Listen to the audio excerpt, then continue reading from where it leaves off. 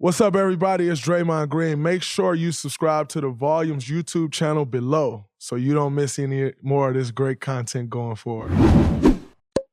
What's up, everybody? Welcome back to the Draymond Green Show. We are live on Amazon app, but as always, you can find all of our episodes wherever you get your podcasts at. Also, the videos will be on the Volumes YouTube channel, so you can always check it out there if you don't get it here on app. But we are live, and I hope you tapped in. The Nuggets just completed the sweep versus the Los Angeles Lakers on the Lakers floor, headed to the NBA Finals for the first time in NBA history. And on the other side, we got a sweep happening. It's going on. It's happening. The Miami Heat are up 3-0 on the Boston Celtics. Now, something that I found very, very, very interesting is, I think this is the third time in 4 years the Miami Heat and the Celtics are playing against each other.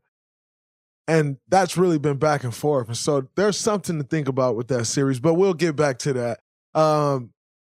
If you had either one of these teams winning the series, which some people definitely had Denver winning this series, I don't think anyone had Miami winning the series. In saying that, if you did, there's no way you had it this way. Like, even the smartest of the smartest didn't have it this way. Like, there's just no way you had it this way. The Lakers getting swept and Miami sweeping Boston, like, you just didn't. It didn't follow the script. How great have the playoffs been so far? You've heard me talk about all of these matchups, and it's only going to get better. If you're in a city that's still in it, you have to experience this for yourself. I know you've heard me say that, but I promise there is nothing like a playoff game live and in person. And Game Time is the way to get there. For last-minute amazing deals on tickets to your favorite NBA team, check out Game Time, the fastest-growing ticketing app in the U.S. And it doesn't stop with the NBA. Game Time has tickets to MLB, NHL, even concerts and comedy shows too. Download the Game Time app and redeem code GREEN for $20 off your first purchase. Terms apply. Again, download the Game Time app and enter code GREEN. That's GREEN for $20 off. No matter where you live, get out and have some fun this week. Download Game Time today. Last minute tickets, lowest price, guaranteed. We're talking scripts. That definitely wasn't the script. So, for all the script lovers out there, the script has been burned. Like, it definitely didn't follow the script. No, but seriously, I mean, I'm shocked. Like, I definitely thought that there was a chance that the Nuggets could win the series. Like, they're the number one seed all year. So you thought there was a chance, but I didn't think that they would sweep the Lakers. I'll tell you what, though, I knew, I mean, obviously down 3-0, but even before 3-0, 2-0, I knew it was some trouble brewing. When I start seeing tweets like, Mo Bamba will be back, like, Mo Bamba will be clear soon. Like, what? Like, listen, Mo Bamba's a good basketball player. Take nothing away from Mo Bamba. But Mo Bamba has missed like the last 4 or 5 weeks, at least. And Mo Bamba has never played in the playoff game. Unless I'm just crazy, I don't think Mo Bamba has come near the playoffs. And so, like, to think that Mo Bamba was going to come back and be the savior, when I saw people tweeting like, Mo Bamba expected that Mo Bamba going to be available, I'm sitting there looking like, no way this is what this has come down to. Mo Bamba coming back? That has zero playoff experience. He's about to come back in the NBA Conference Finals and have an impact? Come on. Now, who did have an impact was Tristan Thompson. Tristan Thompson came in. He gave complete energy. When I saw the Tristan Thompson ISO with 1 minute and 40 seconds to go in the third quarter, it was like, whoa. I got a lot of love for Double T. Draymond Green Show alumnus, NBA champion, works his ass off, always have, got nothing but love and respect for Double T. But when I saw the ISO with a minute 40 to go, and I'm like, yo, come on. Like, now, from there, Double T went on to do what he does. You know, he rebounded, he made energy plays, and ones off drop-off, defended. The one possession really stuck out to me where he stopped it and then got back and forced the air ball from Joker. He had another play where Bron ended up getting a foul on Jeff Green on the offensive Jeff Green was offensive rebounding, where he played great defense. Like, he brought great energy to the floor. And Tristan Thompson is like there's like, he's a part of the much bigger problem in the NBA, which is, like, you just watch Tristan Thompson for all of 5-6 minutes, maybe 8 to 9 minutes in this game. And, like, you can't tell me that guy is not a serviceable NBA player on 20 other teams in the NBA. And yet he spent the entire year not on a team.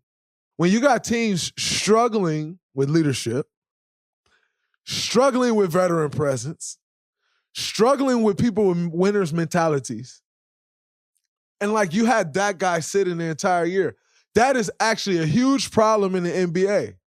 It's why we see a lot of the things we see as far as, like, off-court issues, because there's no veterans. There's no veterans showing these dudes how to move, showing them the way. So you think you're just going to go young and you think that's just going to work. Like, that shit don't work. And so Tristan is a part of a much larger issue in the NBA. Like, come on. And, like, after this season, free agency will start July 1st. No one will be calling Tristan Thompson's phone. But you'll be employing these bums. It goes back to the conversation that DeMar and PG was having on PG's podcast maybe this week or last week when they were discussing Bron's tweet. And I agree, like, there's so many dudes in the NBA that don't know how to hoop, that suck, that don't love the game of basketball, all of that. And, like, then you got, like, a Tristan Thompson who's serviceable. You know what you're going to get. Going to rebound on both ends, going to defend, going to screen, going to dive. That's what you get it. There's teams that can use that. And then also you tack on the veteran presence, that teams that need that. So that was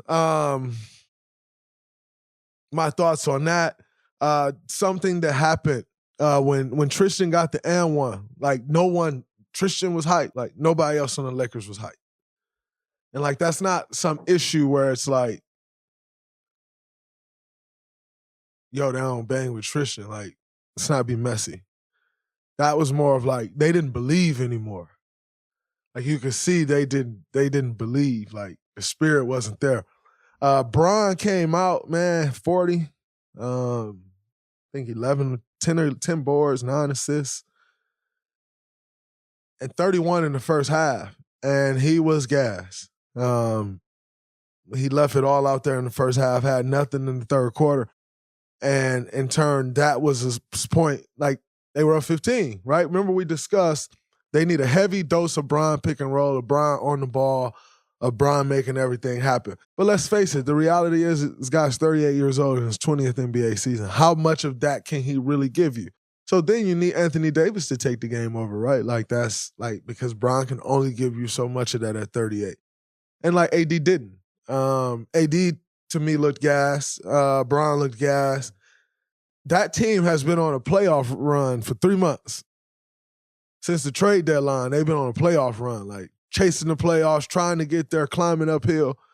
It was very similar to us. Like, I think back to, like, January where we're like, yo, we can really make a push for the playoffs right now. And, like, the whole way from then, it's like playoffs. Like, let down this game because we could have put ourselves in this position, let down that game. And, like, so that team looked gassed. They looked exhausted.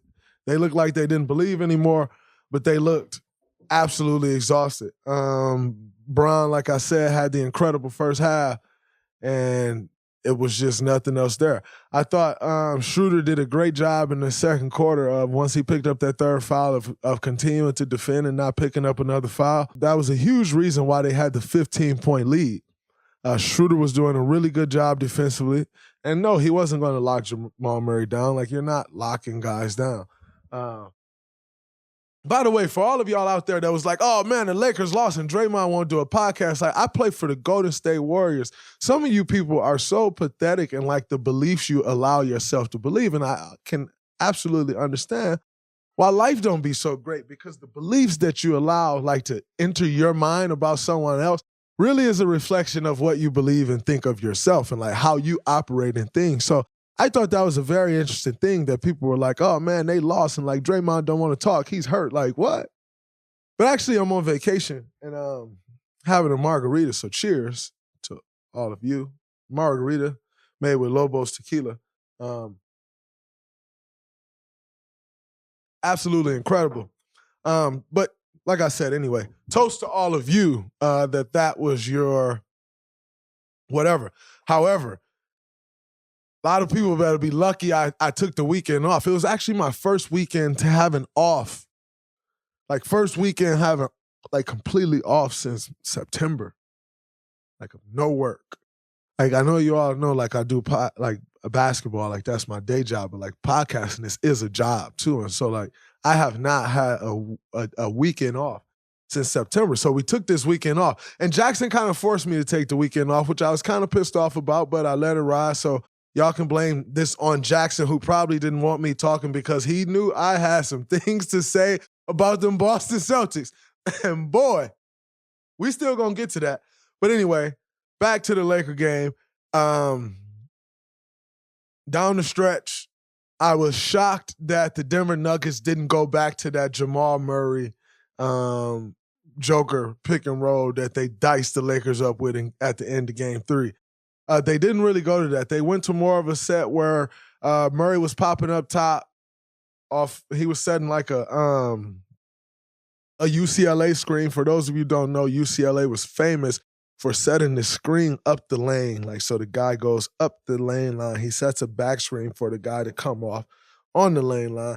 And so they were setting that, and Joker was going to the post. Jeff Green was on the wing, or Aaron Gordon was on the wing, and Jamal was popping up top. And that's the play they went to down the stretch that caused all kind of trouble for the Lakers. And when the Lakers needed most a stop, AD had a very tough time with Joker this entire series. And when they needed to stop the most, he had AD ISO'd and he scored. But he had a very, very, very tough time with Joker this series. And I spoke about that at the beginning of this series, just talking about how moving AD away from the rim, Joker would be able to cause AD some issues. And when he did, he definitely caused AD some issues. I thought AD came alive later in the games, a couple big blocks, a couple big offensive rebounds, drop-offs, shots, floaters, dunks, getting to the free throw line. I thought he really, gave a great push there towards the end, but a little too late, because if he had that same force as Bron was rolling, they could have really extended that lead. They were up at 15 at halftime, got outscored by 21 points in the third quarter. And a bulk of that was just Bron off the ball and watching everybody else work, because, again, to do that for 48 minutes, it's hard for someone of average age in the NBA. It's definitely hard for someone at 38. And so at the time, they needed that the most. When the game started getting away, there was nowhere to pull from. So when something like that happens, obviously they need Bron on the floor, but Bron would have been better off getting like a minute rest here, 2 minutes rest there. What's the calculus as a coach? You're obviously not a coach, but if you're going into this game thinking about, can you get Bron some rest here and there? Like, is he that much more effective with the rest? Is it worth it to get in the rest, or is it worth it for him to be a little bit more tired, but at least on the floor doing his sort of micromanaging of the game? So what you end up going up against is, like, you also have players who are competitive as shit, and like Bron may be telling you, I'm not coming out of the game. And what you're going to do? You're going to sit him? Like, that could create some like bumping of heads. And if LeBron James say, I'm standing in the game, like, you got to leave him in the game. Now, personally, a couple minutes of rest may help. But it can go all the way wrong as well. And once you see it start going wrong, you can't then say, once they're on the run, well, actually, we're going to take Bron out now because he looks like he needs a little rest. Well, they're starting to run now, and the only chance we have to stop that run is Bron eventually taking the game back over. And like I said, there was just nothing there to draw from. I think another issue that they had is Aaron Gordon was active as hell. So whereas Bron was sometimes Aaron Gordon guarding Joker, guarding Michael Porter Jr. at times, guarding Jamal Murray at times. Aaron Gordon had a huge game after having some terrible games this series. Very tough games, a few tough games for him. The biggest game, he stepped up. Like the closeout game, that's the hardest game to win. And he stepped up. He hit 3 threes where they're playing off of him, total disrespect, and he knocked 3 of them down. Down the stretch, he put so much pressure on their defense with his dives to the rim because you had to have Jamal, AD and Bron in the action with Jamal and Joker. And then on the backside, you got Schroeder, you got Reeves. I think you had Rui at one point. But my point is you didn't have your size on the backside.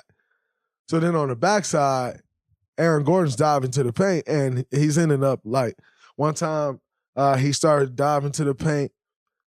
Schroeder kind of came off his body because he knew he was dead, so he was anticipating the switch. But it's one thing if that's Bron or AD he's switching with. It's Austin Reeves. So Austin Reeves switching there against Aaron Gordon, he's dead. And so that really hurt them, and his pressure on the rim put a lot of pressure on their defense because they're two guys that can protect the rim were in the action. So there's no backside help. And Aaron Gordon took total advantage of that. Had a very big game. And those guys were able to put the Lakers away. When I do these, I have this rundown for all of you who's checking this amp out. And Jackson sometimes has these questions on here. And one of the questions that Jackson has on here is, what do the Lakers do now? It's interesting because you have Rui is a free agent. You got Austin Reeves is a free agent. I know for certain Austin Reeves is restricted. I think Rui may be restricted too. I'm pretty sure they're both restricted. Yeah, I'm pretty sure he is as well. And so you got that. You got D'Lo, who's a free agent. Obviously, Schroeder's a free agent because he signed a 1-year deal. And as I said some episodes ago, maybe at the end of our series, like, Dennis Schroeder going to deserve to get some money. And it'll be interesting to see, like, if people would just follow that narrative of when he didn't take the contract with it. Because once you end up on a minimum, it's hard to get off. Like in this league, it's hard to get off a minimum once you're on that. And the reality is he outplayed it severely, like dramatically outplayed it. But it's hard to get off. So another team just like, oh, we can wait around and probably get him on a minimum. And you're waiting on one team to jump. Quite frankly, I think he's very good for the Lakers, and Darvin Ham really, really, really trusts him. Really trust him. And so as you can see by the start tonight. So they got some decisions to make. Where do they go from here? I think they'll definitely bring Rui back unless he gets some crazy offer sheet that makes it tough to match. I think they'll bring Austin Reeves back, but I think they'll want to lowball Austin Reeves, and I think if he gets a crazy offer sheet, like, can you then bring him back? If you don't bring those guys back, how much cap space does it open for you, and does it allow you to go out and get someone, i.e. Kyrie Irving sitting on the sidelines again? Can you get Kyrie? If so, at what number, at what amount of years? Because those are some of the issues that Kyrie's going to be up against. As we all know, Kyrie is a super max player. Kyrie's incredible. But, you know, the things have been the things, and I'm sure people will ask those questions when deciding on a deal. So it'll be interesting to see what they do. I know they'd love to have both of those guys back, but then if it's at the cost of like, oh, we can get Kyrie Irving and not, then you got to fill out the roster still. You still got Vando coming back. Obviously, AD and Bron. So we'll see. It's interesting for them as it is interesting for a lot of teams. It's going to be I think every time we say we're going to see a summer of a bunch of movement in the NBA, like no one moves. But I think this is going to be like a crazy active summer. Like it's just so many decisions to be made. And with these like salary cap spikes coming up and like, new TV deals and super maxes being reached, I can see a lot of movement this summer. I would not be shocked. I would be shocked if it's not a lot of movement. But like I said, it always happens that way. Anyway, I feel like it's more exciting with the movement for the summer because there's going to be a lot of movement and it's going to be a lot of the big teams. Warriors have a lot of decisions to make. Lakers have a lot of decisions to make. Phoenix. Celtics seem like now they have some decisions to make. 2 of those 4 teams are in the conference finals. It's not just like, oh, who are the big free agents going to sign to on these medium tier teams, not to cast any dispersions, but it's like the big players in the NBA have huge decisions to make. Oh, for sure. And then you got teams like a Dallas that have like superstar talent on their team that maybe weren't as good of a team or whatnot, but like got superstar talent and always feel like you're one right piece away when you got superstars. And so there's a lot of decisions to be made. And I think because of that, there will be a lot of movement. And it'll get interesting. We'll see what happens. But anyway, that is it for the Lakers on their season. And yeah, man, Denver punished them boys. God, get your brooms out. That's a wrap on that one. Now let's get into this Heat Celtics thing because, as you all know, I'm always watching the game within the game. Like the game is cool, like, and it's fun, and it is what it is. But the game within the game, like that's the fun part. And there has been some games within the game in this Boston-Miami series. Number one, Grant Williams started talking crazy to Jimmy Butler. Grant Williams then got destroyed by Jimmy Butler, not only in game 2 where he started talking crazy, but then Jimmy Butler is at you every time you end up on him. And it's not ending well for Grant.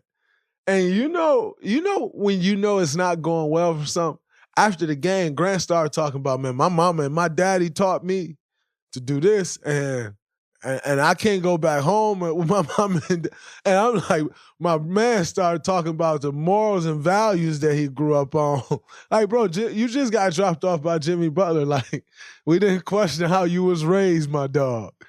And when I saw that, I said, whoa, this man is talking about what his parents taught him. Like, that, like, wow. And I respected the way he stood up, right? Like, They were losing the lead. Energy was gone. Like he hit Dray and started talking crazy.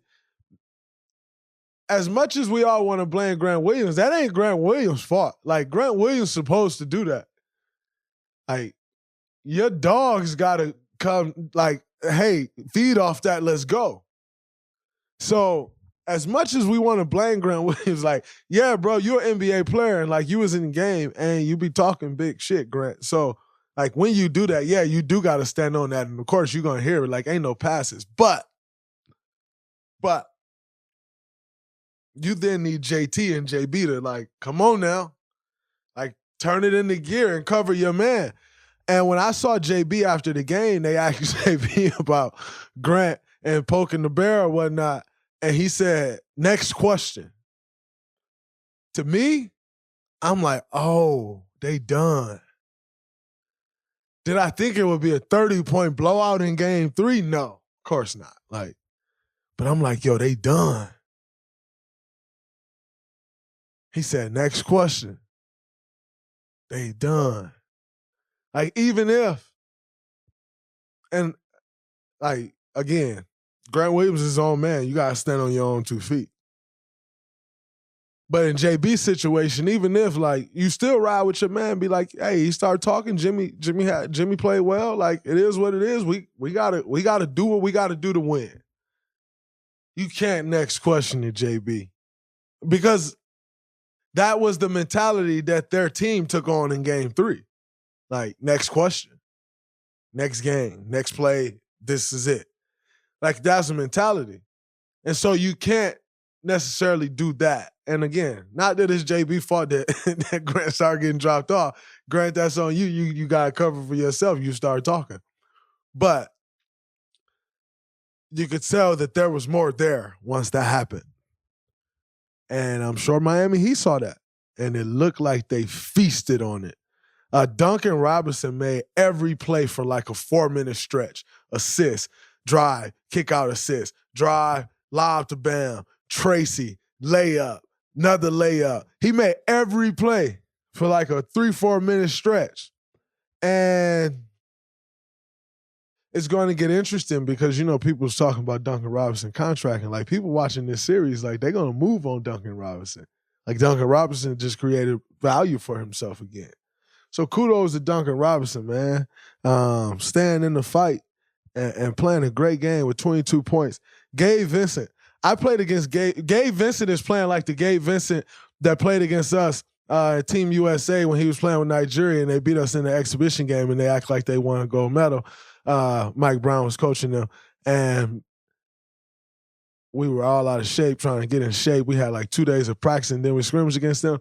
Anyway, them boys was balling for Team Nigeria, and they beat us. And Gabe Vincent, the way Gabe Vincent was playing in Team Nigeria, that's how Gabe Vincent is playing for the Miami Heat. And he is playing well, creating a bunch of value for himself. I am sick of the undrafted players. Like, stop disrespecting them dudes, man. They tie their shoes up like everybody else. They get paid to play this game like everyone else. Whether you was drafted 1 or 60 or undrafted, once you get between the lines, what are you doing between these lines? And we've seen number 1 picks be bust. We've seen number 2 picks be bust. We've seen number 30 picks be bust. So, like, stop with the whole undrafted thing, man. I'm sure those guys get tired of hearing that because I get tired of hearing it. Like, all right, they were undrafted. Like, great. I understand, like, it's probably, like, the underdog story, right? Like, I get it. But, like, they were the 8 seed, and they almost lost both playing games. That is enough underdog story in itself. They getting it out the mud. And you got to give them guys credit, man. Jimmy Butler, Bam Adebayo, they doing it. Now, back to the games within the game. Jimmy Butler with the timeout celebration, and Al Horford was hot.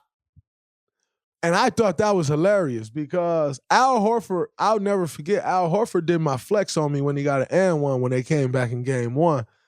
And what did I do? I politely gave it back in game 2. But like guys don't like when you dish back what they give. You know what I'm saying? So Al Horford like be sneakily talking shit and like mocking people in celebrations. And Jimmy hit him with the timeout joint, and he was ready to fight. That's what it looked like he was ready to do. He started walking towards Jimmy. I thought that was hilarious. That was hilarious because, again, you can't get mad when you dished it first in game 1 prematurely, and then somebody dish it back, and it ain't going so well, and you get mad. Can't do that. So I thought that was funny. I saw a clip today, and I don't know if it was real. There's so many AI-generated things today. You can never be so sure. But I saw a clip where they said it was Marcus Smart saying to Jimmy, stop talking. We beat y'all last year. Stop you talking the whole game or something like that. And again, I don't know if that was AI-generated because I can't see Marcus Smart's face. Like, I don't know if Marcus Smart's really saying that or not. But if it's not AI-generated, we all talk about the past. Like, don't get me wrong. Like, I'll hit somebody with a 4, like Clay hits you with a 4 in a heartbeat. Like, so we all gonna like talk about the past. But I don't know if you can say, man, you need to stop talking. Like, you almost asking for a way out. No, Marcus, like, dive in that. Because that's what you be in. So it ain't no stop talking. No, I'm going to stop you from talking some type of way. Because I can't ask you to stop talking. So I don't know, man. I think these little games within the game, for me, have been fun to watch. And